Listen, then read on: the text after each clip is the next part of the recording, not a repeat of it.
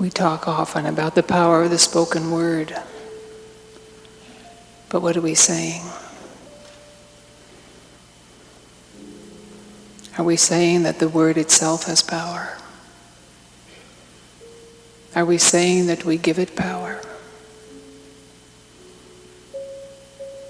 We have been told, thou shalt decree a thing and it shall be made, it shall come forth for you. What does that mean?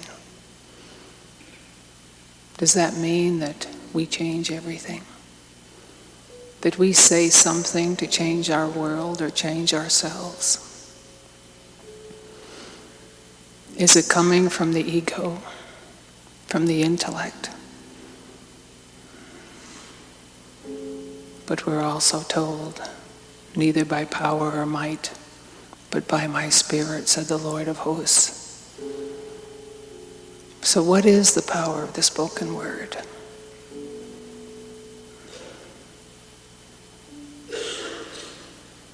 Is it something that already exists? And each one of us has the privilege and the responsibility of getting in tune with its energy. We don't affirm to make it so. We would come to that awareness that we affirm because it is so. So it is coming out of our feeling, out of our awareness, out of our faith. Letting the thought come together with love. Letting the thought come together with joy and gratitude.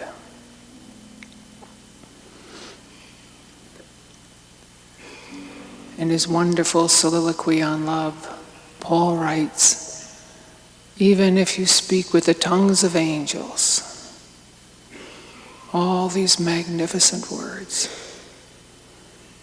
and you have not love, it is nothing but a clanging cymbal.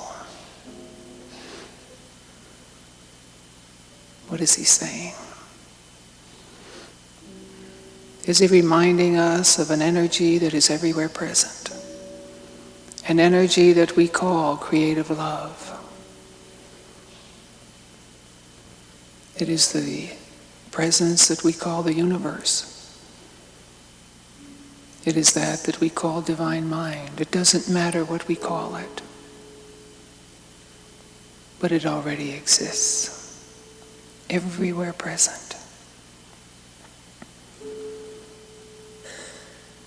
And as we get in tune with it and speak from that intunement, think of what you're doing. The energy that you're giving way to.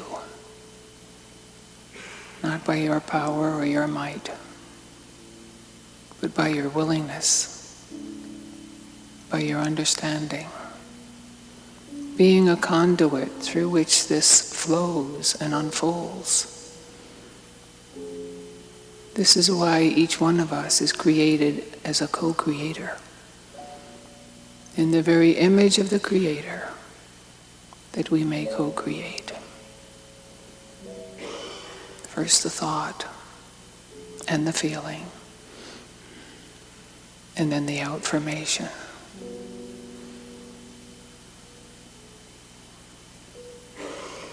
In your imagination, that beautiful childlike faculty, can you imagine that everywhere, there is this energy that we call love? It is within you. It is around you. It is the reality of the whole universe.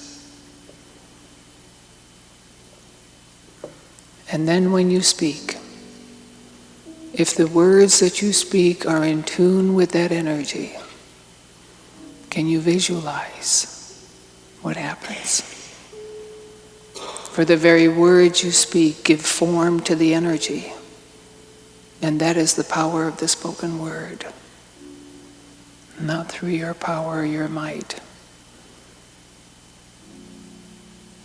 but by infinite law.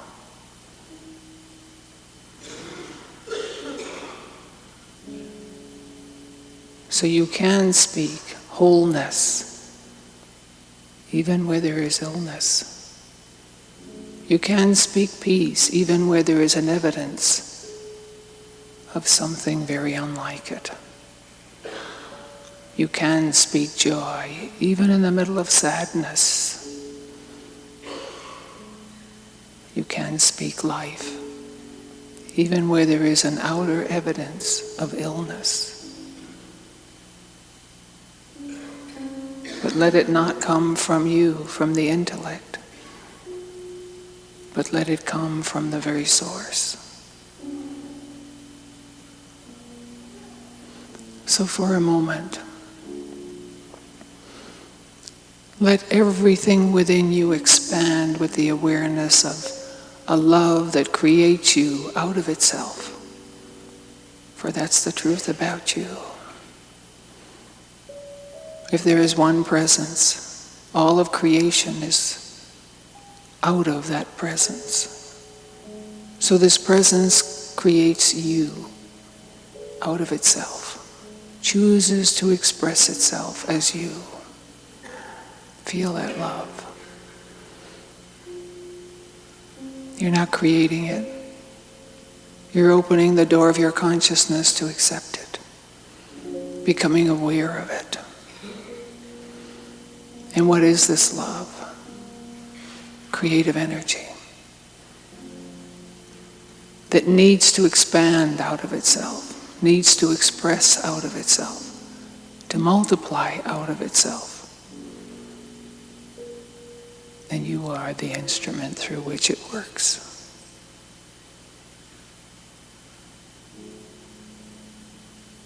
Isn't it natural then to know for yourself, I am love in expression? No ego involved with that, but so much gratitude. I am love in expression. My nature is love. And the unfoldment of my world is the unfoldment of this love as I give way to it. And as you think of your physical body, the very temple that houses this presence of infinite love, can you free everything in that body, every cell, every organ, every function? Free it to the energy of creative love. Don't tell it what to do. It knows. It is.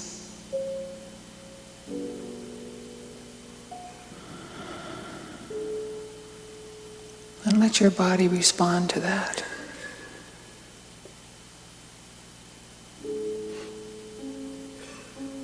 In that awareness, you can know I'm whole. I'm healed because I am created out of the wholeness of infinite love. And give way to that wholeness, to that activity within me.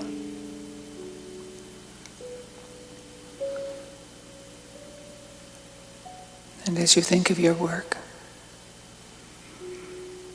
what does productivity become now?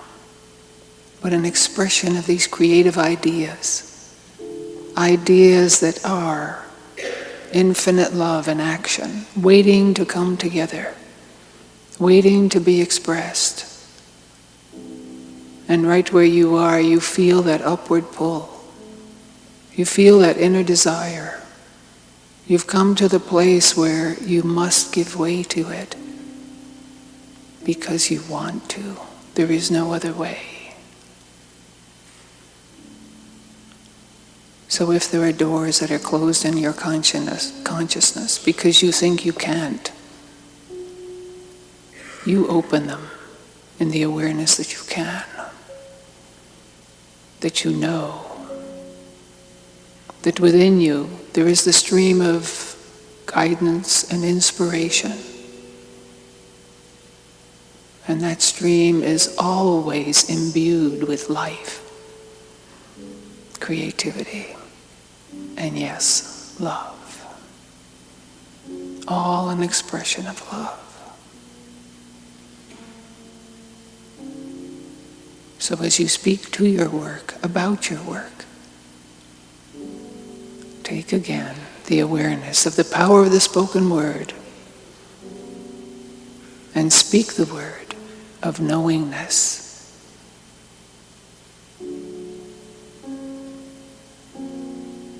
And be open to guidance.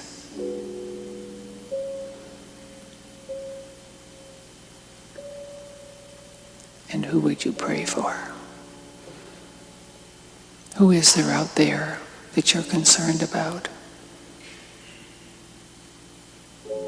Do you realize that your concern is closing the door? It's understandable from the human point of view, but we're more than human. We're spiritual beings, governed by spiritual law. And as you think of that person or that situation that you're concerned about, make a conscious decision to let go of your concern. And get in tune again with that activity that is everywhere present. The creative energy of infinite love. And know it is the reality of the person. And it is the presence right in that situation. And then speak the word of wholeness, the word of light, the word of guidance, the word of yes. And give way to that energy.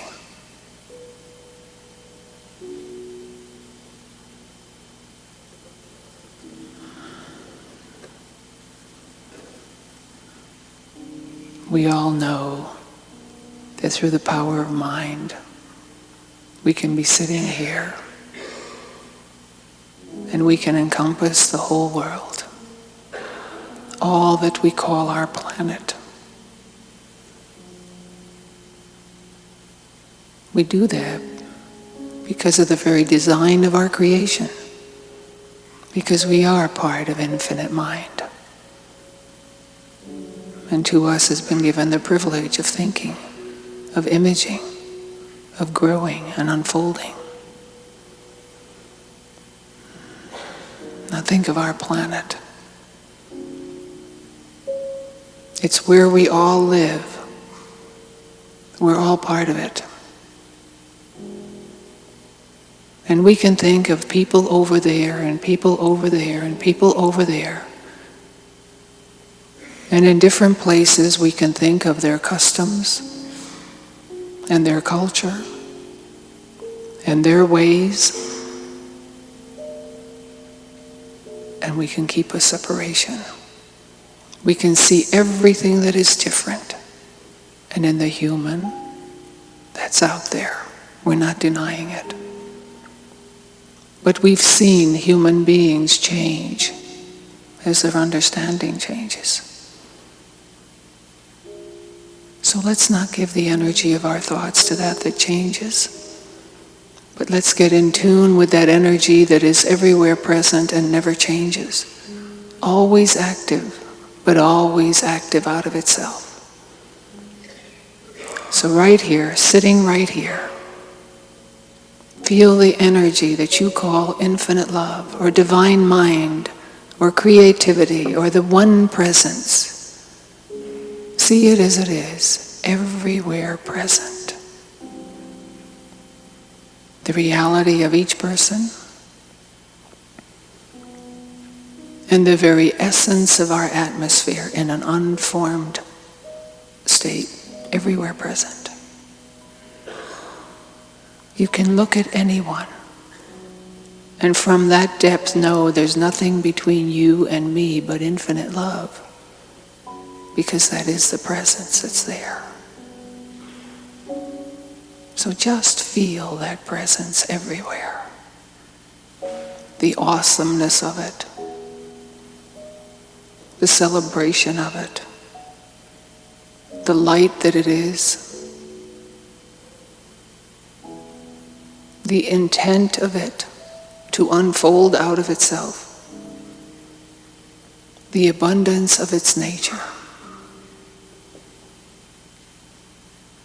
And then know that each one, those people who make decisions for all of us, and those who are like us, waiting for the decisions, everyone is an expression of this love. And respect yourself enough and love the infinite enough to see it everywhere present. Take on the responsibility and the joy of being co-creator. And know everywhere there is the energy of love. Everywhere there is the inspiration of life. And everyone is created with one purpose: to experience wholeness. Remember, Jesus said, "I, if I be lifted up, will lift everyone with me." It was his way of saying what is true for me is true for everyone. Let's take just a second now to feel the joyous saturation of one presence. To feel the power of the word love that is echoing everywhere. To feel the movement of oneness that moves from one to another, all in harmony. Each one unique, but all in harmony.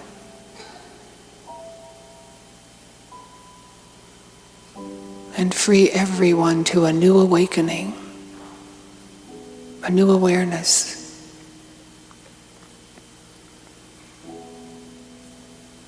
Within every heart, that still small voice saying, "Happy birthday. Happy new understanding." Give birth in your consciousness to the wholeness that is you.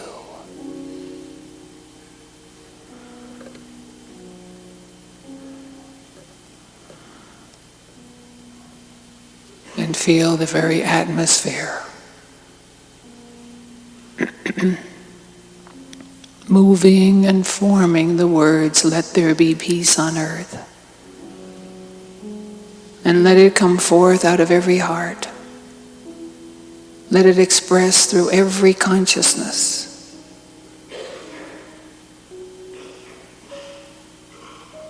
And let the love that is the reality of this planet and of the universe, let it radiate.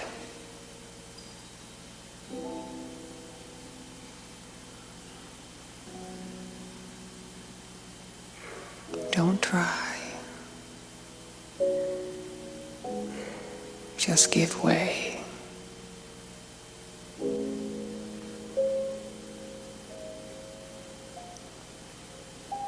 And know the power of the spoken word is within yourself. You just say yes.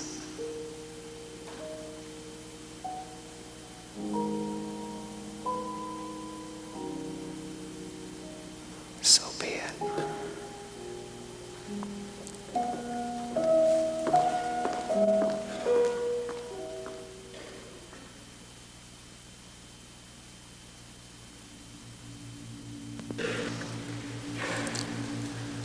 The affair of the heart. Sounds like a romantic involvement. A classic affair de cœur. Actually, we're thinking of a love affair with God.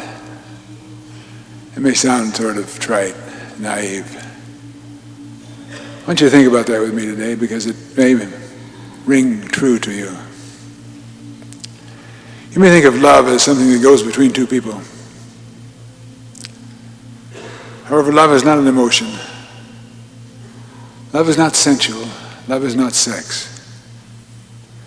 It may use these elements of the person as a conduit through which it naturally flows in the process of communion. But the communion is or should be a transcendent thing. As Fillmore says, love is not the plaything of human volition, it's the activity of divine law. In the only definition for God in the entire Bible, we're told God is love. Since we were created in the image and likeness of God, we were created in and of love. No, it does not say God is loving, or God has love, but God is love. It's talking about an omnipresent universal force that flows ceaselessly within us with an amazing support. Behold, I have loved you with an everlasting love. As man becomes aware of this flow of love activity of God in him, he feels a sense of yearning, hungering to return home, as it were, to accept this love in a personal way. He finds that the only way to achieve peace and fulfillment in life, have a continuing affair with God, an affair of the heart. He comes back to renew his oneness, to accept this divine power. When we talk about God, it's a strange thing, but all of us have been conditioned in some way, many different ways, to a concept of God. Anyone who has ever, in his early days, tried to draw a picture of God, has invariably drawn a picture of a man, huge man, up in the sky somewhere.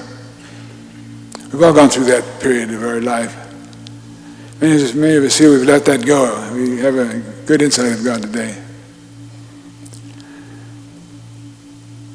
The idea of God is always an enigma to man. It's been something that's beyond words, beyond thought, beyond meaning, beyond perception. It's always something out there, something separate and apart. You may have read the piece in Current Life magazine, The Face of God. Many little essays featured by people telling about what God means to them and what God has done for them. The thing that I feel in consciousness as I read this,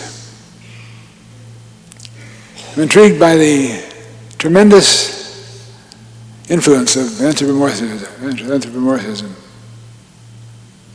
the person of God. You find practically no sense of the presence of God in this piece. It's pretty much the same as we find most everywhere. When we grasp the idea of the presence that is all present, prayer takes on a whole new meaning. We thought of prayer as something that you say and something that you do to God or for God, something you ask God for you. We get the concept of the presence of God that is present. We find that God is not somewhere. God is a wholeness that we experience in consciousness. It enables us to live with the license of a higher order of beings, as Thoreau says, to draw upon the highest levels of our consciousness. For God, in a very real sense, is the wholeness of you, the allness of you, the activity of the whole universe expressing at the point where you are. It's not in human mind to really understand this. We take what I call the unity concept, the unity principle. The whole of God is present in all its entirety at every point in space at the same time. The whole of God, present in its entirety at every point in space. The whole of God is present in you, as you, is the God self of you, the allness of you. We talk about love, divine love. Divine love is not a reservoir of love somewhere that comes to you in dabs and dribbles. Divine love is the allness of love,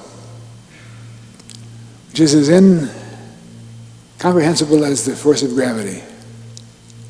You can't find gravity anywhere. It doesn't exist somewhere. There's not a big pool of it somewhere that is doled out in little bits to hold you in your place on the earth.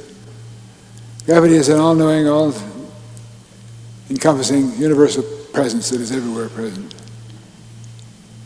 So with love, so with God. There's a little exercise that some of you have experienced with me in times past, but if you have, it won't hurt you to do it again. For those of you who have not experienced this, it may give you a new insight into trying to find the activity that we call God. I want you to close your eyes for a moment. We'll have an experience in visualization. To make this work for you, you must be very naive, very childlike, very simple. Just let the words move you as you visualize that which is suggested. We're sitting here in this auditorium, surrounded by loving people in a friendly atmosphere. You're sitting next to someone or someone nearby you. You're confident that these are all people that are loving and friendly. I'm going to have you do something. When I snap my fingers, I want you to see all the people in the room disappear. You're here alone. All the people will disappear. And you're alone in an empty auditorium. As I snap my fingers again, the auditorium will disappear and you'll be sitting on the ground outside. Sitting on the ground, looking at the great Christmas tree in the square out in front, the other buildings of Lincoln Center, buildings of the city off in the distance, on this beautiful day. As I snap my fingers, the ground beneath you and the whole earth is going to disappear.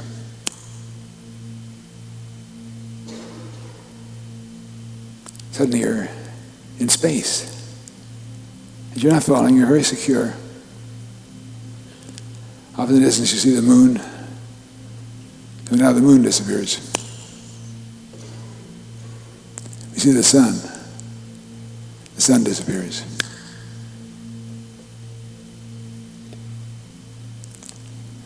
Now you're in space. You look out and up and down and around you in all directions. See a great blanket of stars, pinpoints of light. And you see them in every direction, a whole orb circled around you. The stars are friendly, projecting little rays of light to you.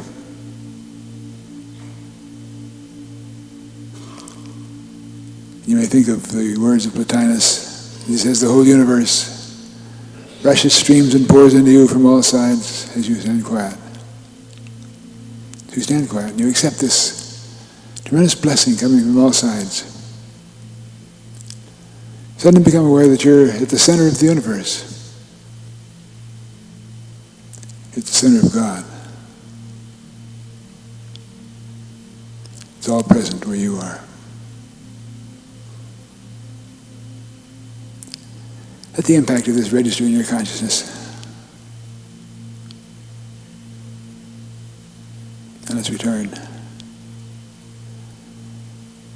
The sun returns. The moon returns. And the earth returns, and we're sitting on the ground at Lincoln Center. Avery Fisher Hall returns, and you're seated in your seat here in a lonely auditorium. No one else here but you. And all the people come back. We're home. Just feel grateful about that. You can open your eyes now.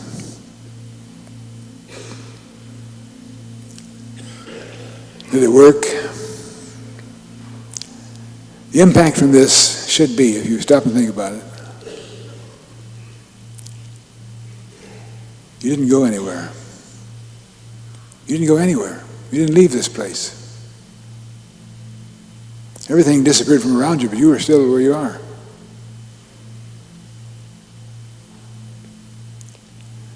In other words, when we talk about praying to God or praying, having a meditation or whatever, something you go to. It's not something you do, something you say. It's a matter of taking like peeling the leaves of an onion, taking the covers from you, the barriers, the masks, letting it all go. You realize that you were always, as the visualization indicated, at the center of the universe. Always surrounded by supported forces, love, understanding. You're in a friendly universe, in a friendly experience.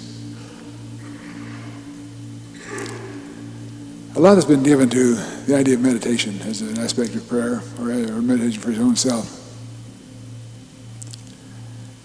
It always seems to me that meditation, as well as much of prayer, is overcomplicated. It's a technique, there's a lot of things we do, phrases we express, positions of the body that we take, visualizing lights in our head and all sorts of things happening and feeling this and that and the other thing. Meditation may be that to some persons, but you have your own experience. The great Indian yoga master, Aurobindo, whose followers developed all sorts of techniques of meditation, many of which are in conflict with one another. But Aurobindo said, it's not necessary to teach you how to meditate. If you're honest and sincere, you'll find the way for yourself. It's simply a matter of experiencing yourself at the deeper level of being, where you are a spiritual being, a whole creature. Talk about getting centered in ourselves. It's a phrase we use often. What does this mean? Do we go into ourselves, go into some place within us or above us or transcendent to us? No, you don't go anywhere. To get centered, you simply open your eyes or close your eyes, how you want to look at it. Turn away from the experience of the world. Jesus said, judge not according to appearances, but judge righteous judgment. It's not setting things right. It's not making something happen. It's seeing things rightly. It's not trying to go to God, reach for God, pray for God to do something for you. Be still and know that I am God. Not that you're all of God or that you're a God with great power in your ego, but you are the activity of God expressing at this point as you. When you know that, the whole idea of meditation becomes simple. Just a matter of closing your eyes. In whatever way you can get yourself separated from the human, the physical, the sensual, the emotional. Experience yourself for a moment as the spiritual being. Spirit being you. In this consciousness, there's great freedom, great insight, great love, great understanding. There's another little illustration that can be helpful, at least it is to me. Think of a wave in the ocean. What is a wave? Look at it carefully, you say, well, it's a body of water in the ocean. It's a form in the ocean that moves from place to place. If you stand on a pier and watch the flotsam go by, The interesting thing is it doesn't go by, it stands still. The wave goes by. And the flotsam simply bobs up and down above the wave and stays wherever it is. So what is a wave? Wave is a form of energy that moves through the ocean. The water that makes up the wave at a given moment is the ocean expressing itself as a wave. But the energy is the reality of it. The wave moves on. But the energy is the vital force that is ever present. What are you? You are the activity of God expressing as you, where you are. The whole of God, the allness of God. When you realize this, it gives you a whole new insight in prayer. Prayer is not reaching for God, trying to get ourselves across to the infinite, telling God of our needs and troubles, letting all that go. Because if you are the activity of God expressing as you, if you're a spiritual being, a whole creature, and the whole of God is present in you at every point in space, every moment in time, you don't have to tell God what your needs are. Jesus said, the Father knows what things you have needs of even before you ask Him. It is the Father's good pleasure to give you the kingdom. Activity of God then is the wholeness of you, present where you are, always, with one desire to perfect itself and project itself in and through you. In a very real sense, God in you is the God self of you. You can never get closer to God by just closing your eyes and being still, letting the activity support you. It's always present. In your work, when you're engaged in a creative project and you're casting about for ideas, the presence of God is present as a creative flow. If you're driving in traffic and you see a critical situation coming up, calls for a quick maneuver, a quick action, you know that the protection presence of the activity of God is present wherever you are. You can know it, tune in on it, and experience it. If you have a physical problem, it's harassing you and worrying you, something painful, discomforting, you know that the activity of God life is present in you, as you. Has but one desire for you. We've gone through stages where we've accepted the old traditional idea of the will of God as being something separate from our consciousness. I hope it's God's will. Sometimes we ask in our prayer time if it be God's will. If it's right for you, if it deals with your wholeness, if it deals with your success, if it deals with the fulfillment of the ideals of your life, it's right for you. And it's God's will for you. God's will is a ceaseless longing of the Creator, seeking always to perfect Himself in that which He's created. A ceaseless longing of the Creator. It's a hunger in the very activity of God, a hunger, a thirst, a drive, a yearning to perfect itself in you. For more than anything else, healing, spiritual healing, is a matter of getting still, letting go of all the barriers, the earth, the moon, the sun, that you would find yourself at the center of life, at the center of the universe. It's supportive. Healing is trying to manifest it through you. Letting go of the frustrations, the masks that confuse, and accepting yourself as you are in spirit, whole, complete, perfect. Letting it happen. As Olga says so often, just say yes to it.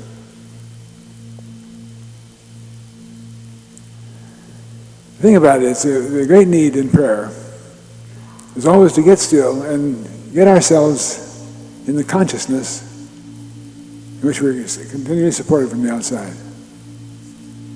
It's not something you do. Often the person says, well, if I have a meditation, what do I do? What do I say? What am I supposed to feel? It's where most of us are in human consciousness, because we live in sensual relationship with our environment. We sense things, we smell things, we touch things, we feel things. So when you're in meditation, what do you touch? What do you do? What do you say? You don't say anything. You don't touch anything. You don't try to do anything. It's not doing. It is not doing. It's kind of redundant, isn't it? It's not doing. Rather, it's not doing. Not trying to do anything. Complete sense of letting go. Just experiencing, feeling, recharging. It's a good illustration of a battery sitting in a battery charger. The battery might ask, what do I do? Just accept the charge. Let it happen. If we could be as naive and as simple as that, we'd find that most of our difficulties would be resolved instantly, even before they happen. If we could just get that sense of trust in the universe. We say at our retreats all the time, trust the process. There's a process of the activity of infinite that's always working in you, always seeking to inspire you, always seeking to give you the right idea, to give you the right direction, the right strength for your body, the right peace for your relationships. If you can just trust the process. There's another aspect of prayer that usually we draw all of our attention to, saying the words. All the way from words we get out of a prayer book, words we get out of a daily word, words that are words that we call affirmations or treatments, speaking the word and so forth. This is a very vital part of prayer. Where we get lost in this whole experience, we tend to lose sight of the fact that the whole of God is present where we are.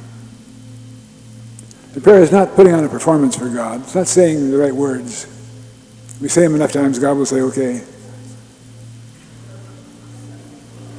I've heard teachers say, this is an affirmation that will help you. Say it over 20 times in a loud voice, and it will come true. I'm a child of God, I'm a child of God, I'm a child of God, I'm a child of God, I'm a child of God. Jesus said, use not vain repetitions. Enter into the inner chamber and close the door. Pray to the Father in secret. Wordless silence. What about the words? What are they for? The Bible says, speak the word and it shall be done. You see, as long as we're saying the words out of our human consciousness, we're trying to make something happen. See, speaking the word of healing for a friend, speaking the word of prosperity for ourselves and our business, speaking the word of peace for the world, it's something we're trying to do out here. We're trying to do it out of human consciousness. Words have no power of themselves. That's shocking to many who've been conditioned to the idea that words are the most powerful agents in the world. Words have no power. But the word is imbued with power by the consciousness in which you say it. The word becomes an instrument, a conveyance, a channel through which tremendous things can happen. The important thing is, your word must be rooted and grounded in the activity of the God within you. So always, before you have any sort of a prayer, it's important to go within. Let go of the desire you have, the need, the project that's so important to you, the words you're speaking for. Let it all go for a moment. Just get still. Feel yourself at the center, the whole supportive universe around you, filling you, thrilling you with energy, creativity, healing power. And in that consciousness, speak the word. And you don't have to speak any loud series of phrases and statements. You don't have to harangue God, pleading, supplicating, being aggressive, all the various things that we're told to do. You speak the word. And the word goes forth, as I say, like a feather on the breeze. Whisper it. The word is not for God. The word is for you to get in tune. When you get in tune with the divine force, and as Jesus says, the word is not my word, with the word of him who sent me. Prayer is effective. You get yourself tuned into the power, project the power, not as your words, not as your consciousness, not as your desires, your ideals, but giving way to the desires and ideals of the divine force within you. Not something separate from you. It's your own God self, your own spiritual ideals, the transcendent force that's always with you. You speak the word in that consciousness. It goes forth with power. Some of you may remember my illustration of the archer. The archer stands on the firing line with a target off in the distance, up to 100 yards away. Has a bow in his left hand, and he's right-handed. Takes the arrow, fixes it on the string, carefully places it at the aiming point. And the goal is to send the arrow to the target. What do you do? Throw it out? How far can you throw an arrow? You ever tried it? Not more than 8 or 10 feet. How do you make an arrow go 100 yards with any accuracy? You take aim and you pull the arrow back, back, back, back, back, back, back, back, building up a tremendous energy force. At the time when you feel you have all the power that you can generate, fix on the target, and what do? Push it out. Just let go. Go straight and true to your target. Because you're not doing it. The energy is doing it. Think about that in terms of your prayer time. You're trying to pray for something, for somebody. Whether you pray in the old terms, oh God, please help, or the new thought term, I'm one with God's directing power and all things are working together for good. Whatever you use. Be sure to get your arrow, your missile, your affirmation, your treatment centered in this tremendous energy of spirit, which you build up as you go down in the depths of you, beyond the human, beyond the willful, beyond the sensual, to the divine self, the transcendent self. Feel one with it. And at the point that you feel that oneness, just let it go.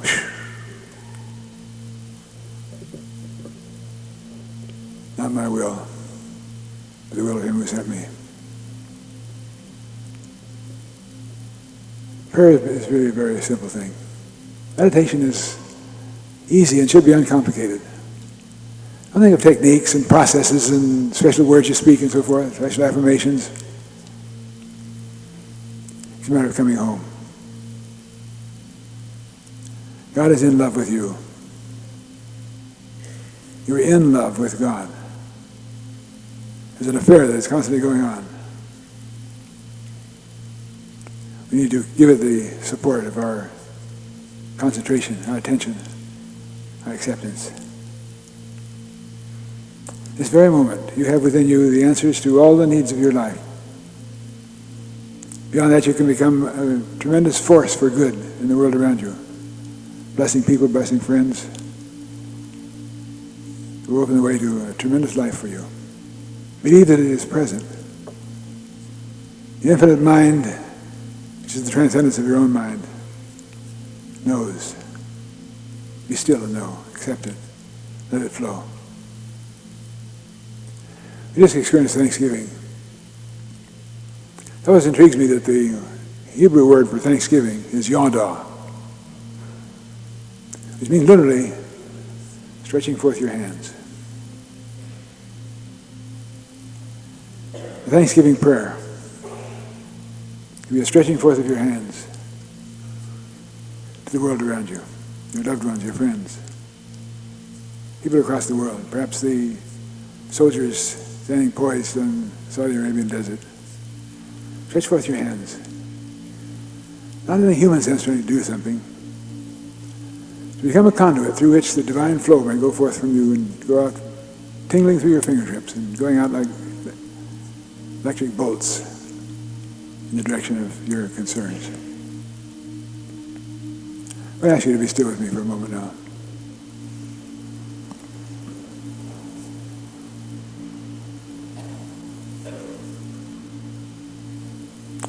For just a moment, return to that image that we built up when we went out in space, or experienced that point of space.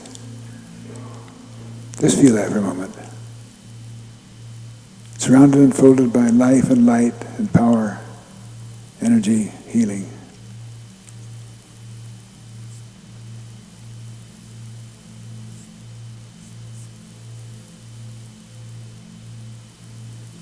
Turn your attention now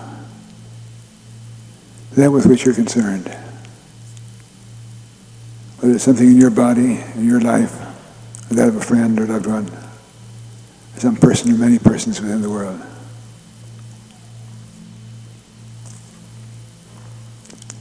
Stretch forth your hands in the yada spirit. Thanksgiving. Thankful for all the energies, forces, intelligence in the universe. Focus is you.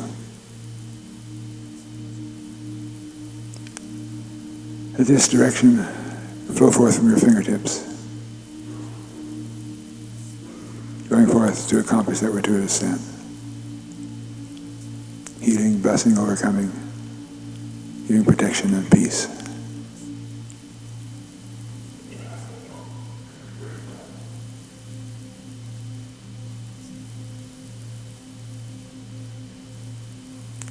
And we would be grateful for the great awareness of the whole of us, which reveals the whole of God.